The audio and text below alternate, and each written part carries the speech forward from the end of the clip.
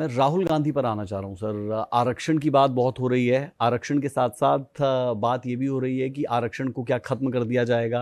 Rahul Gandhi America गए और वहां पर जाकर उन्होंने एक बयान दिया जिसके बाद बीजेपी उन पर हमलावर हो गई। क्या ये मसले ग्राउंड पर जब आप लोगों के बीच में जाते हैं तो भारी पड़ते हैं या इनका कोई फर्क नहीं पड़ता? ये सिर्फ बीजेपी के आईटी सेल का ड्रामा ही है।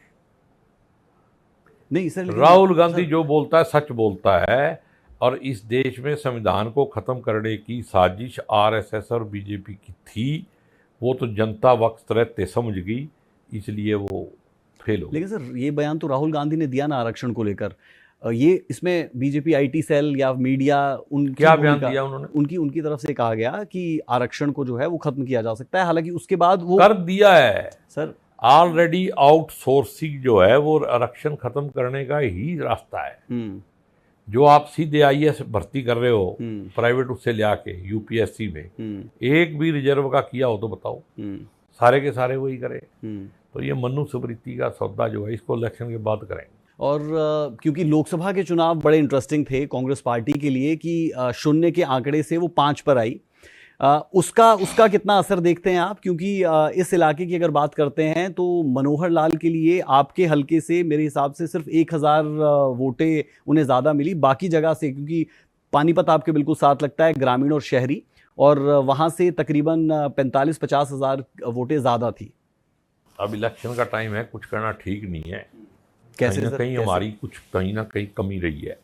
सवाल अगर जनता पर ही उठा देंगे। मैं जनता पे सवाल कहाँ उठा रहा हूँ? मैं तो अपने आप को जनता कह के अफसोस जाहिर कर रहा हूँ। मैं खुद भी जनता हूँ। तो आप कुल मिला के कह ही रहे हैं कि जो 5-5 सीटें बीजेपी और कांग्रेस ज्यादा आनी चाहिए थी। कितनी एक्सपेक्ट कर रहे थे सर? 7-8 सीटें आनी चाहिए। तो कमी कहाँ रहेगी? कमी मेरे को पता है, लेकिन इलेक्शन के बाद बताऊंगा। अच्छा, तो ये जो विधानसभा की टिकट वितरण हुआ ये ठीक हुआ है कि इसके लिए भी बाद में जो हो गया उसके बाद मैं कमेंट नहीं करता। हाई कमांड का जो फैसला वो सिरमत थे। कुछ बातें लगातार कांग्रेस पार्टी की तरफ से कही गई और आप तो बहुत एक्टिव विधायकों में से रहे, जब आप चंडीगढ़ भी आते थे आवाज़ खुलकर अपनी बुलंद करते थे। मसला अग्निवीर का है, मसला पीपीपी का है, मसला महंगाई का है, मसला ओपीएस का है। इन बातों को लेकर कांग्रेस लगातार फ्रंट फुट पर खेलती है और बीजेपी को घेरने की पूरी कोशिश करती है। क्या वाकई में आप घेर पा रहे हैं? क्योंकि बीजेपी के घोषणा पत्र में ये साफ कर दिया गया कि अग्निवीर के जो जवान होंगे वो जब वापस आएंगे तो उन्हें हरियाणा में सरकारी नौकरी गारंटेड दी जाएगी। जो ओपीएस है उसके लिए यूपीएस केंद्र की तरफ से लाया जा रहा है। किसानों के लिए एमएसपी की घोषणा कर दी गई थी नायब सैनी सरकार ने। कहने का मतलब ये कि अल्टरनेटिव्स तलाश लिए गए हैं। आप एमएसपी का मतलब समझते हो? नायब सैनी ने कोई एमएसपी की गारंटी घोषित नहीं की। सेंट्रल गवर्नमेंट उसकी गारंटी देगी। नायब सैनी ये कह रहा है कि मैं इतनी फसलों की हरियाणा में परचेज करता हूं। सर अगर इतना ज्ञान आपको है तो क्या जो आपके घोषणा पत्र जारी कर रहे हैं उन्हें इस बात की जानकारी नहीं है? मैंने देखा नहीं, लेकिन मैं आपने मेरे से आपके घोषणा पत्र में भी है कि हम एमएसपी पर तमाम फसलें देंगे, इसलिए मैं ये कह रहा हूँ। नायब सैनी जी ये बताएं कि उन 23 में से कितनी फसलें कितने % खरीदते हैं। ये कहते हैं हमने स्वामीनाथन चालू कर दिया। आज भी C2+ तो छोड़ ही दो, C2 ही नहीं है। अगर C2 भी एमएसपी हो जाए और उसकी लीगल गारंटी हो जाए तो भी किसान बच जाएगा। तो प्लस की तो बात की बात है, उसको बदल के A2 कर दिया अपने आप।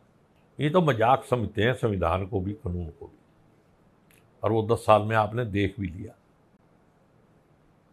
इस देश के अंदर भाईचारा बिगाड़ना, समाज बिगाड़ना, आपस में नफरत पैदा करना भाई से भाई की, ये सबसे बड़ा घटिया काम है। और वो पॉलिटिकल पार्टी कैसे हो सकती? हमारी पार्टी ने तो लोकतंत्र दिया, संविधान दिया, और जो लोग आज सत्ता में बैठे हैं वो लोग वो हैं जिन्होंने 200 साल अंग्रेजों का राज कराया।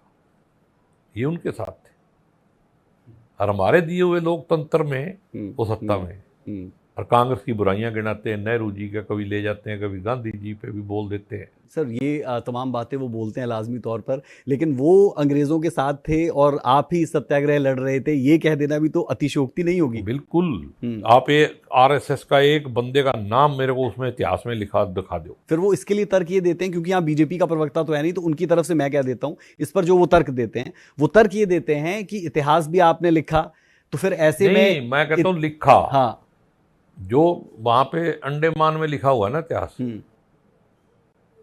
वो तो उसी टाइम का लिखा हुआ है, अंग्रेजों के जमाने का। बिल्कुल। लेकिन वो कहते हैं कि वो हमने नहीं लिखा। मेरा मुंसिफ ही मेरा कातिल है, नहीं नहीं, क्या मेरे हक में वो फैसला देगा? झूठ बोलते हैं ना, नरेटिव फैलाते हैं वो।